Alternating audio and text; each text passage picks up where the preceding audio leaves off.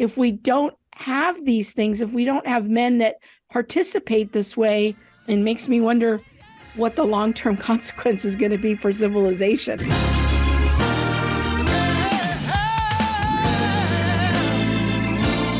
I think for the biblical vision of masculinity, I think at minimum, it has to include, the idea of provision, which is something I heard you talk about, protection to some degree, being in the job of parenting together as a team. Like, these are some of the things that we see in Scripture for what God calls men into, building things, cultivating something, building an aspect of culture.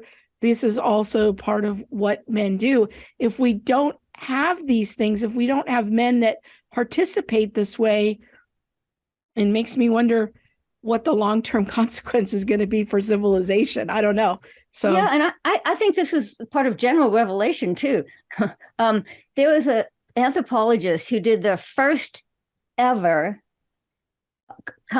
cross-cultural study of concepts of masculinity a couple years ago. And what he found was all cultures hold in common certain views of masculinity, no matter what the differences are. And he called them the three Ps: provide, protect, and procreate, meaning have a family, raise a family. And he said, no matter how much they differed on other things, those three Ps are pretty universal in terms of what people in every culture expect of men.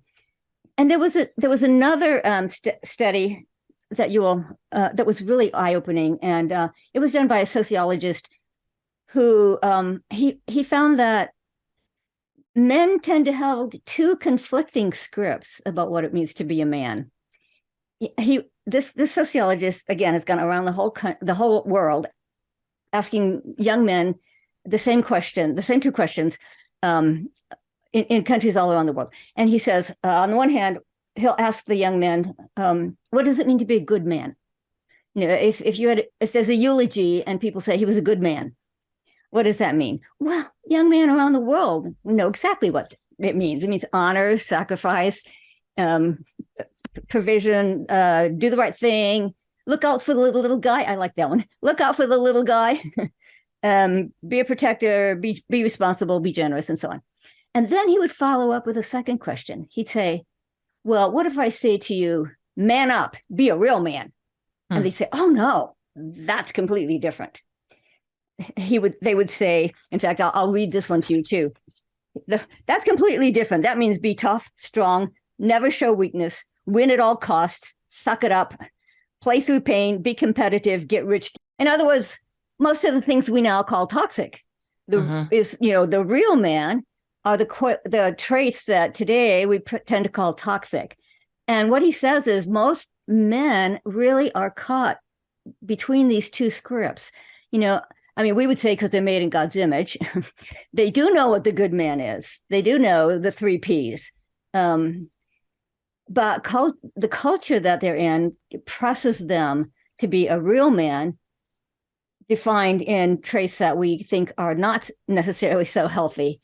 Some of them, obviously, you want people to be able to hold together in a crisis. You want people to be strong in that sense, but you don't want them. That's a temporary strategy. You also want them to know how to be caring and nurturing. So I put that actually at the beginning of the book, because I found that too disarmed a lot of people, because they would say, are you attacking men or defending men?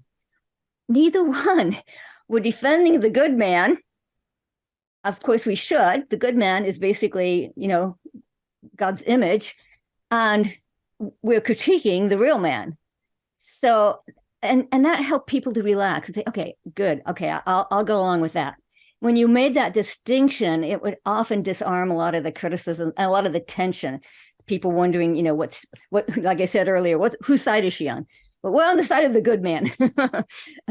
So I agree with you. You don't even have to look that much at scripture, although I'm not denying the scripture, but general revelation Men know what the good man is, according to these studies. And these studies were not done by Christians, by the way. These are non-Christians, and they still found that men universally understand what the good man is.